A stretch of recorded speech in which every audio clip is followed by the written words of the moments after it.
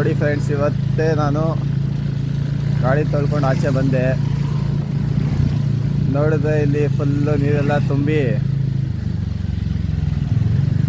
ನೋಡಿ, ಒಬ್ಬ ಯಾವುದೋ ನಿನ್ನೆನೆ ಇಲ್ಲೇ ಬಿದ್ದ.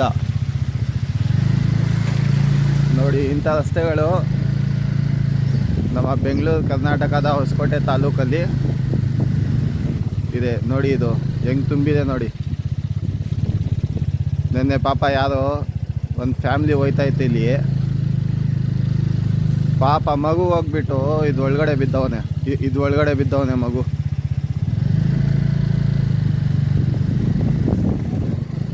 ಇದು ನಮ್ಮ ಹೋಗ್ಬಿಟ್ಟು ಪೊಲೀಸವರು ಇದನ್ನು ಸೂಚಿತ ಮಾಡಬೇಕು. ರಸ್ತೆ ನೋಡಿ ಹೆಂಗಿದೆ, ಆಫ್ ರೋಡಿಂಗ್ ಮಾಡಬೇಕಂದ್ರೆ ಇಲ್ಲಿಗೆ ಬರಬೇಕು. ನೋಡಿ ಇದೇ ರಸ್ತೆ.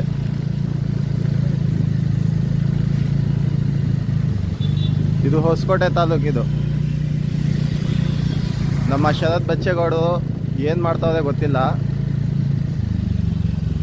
ನೋಡಿ ಇದು ಎಷ್ಟೇ ದೊಡ್ಡದಿದೆ ಹಳ್ಳ ನೋಡಿ.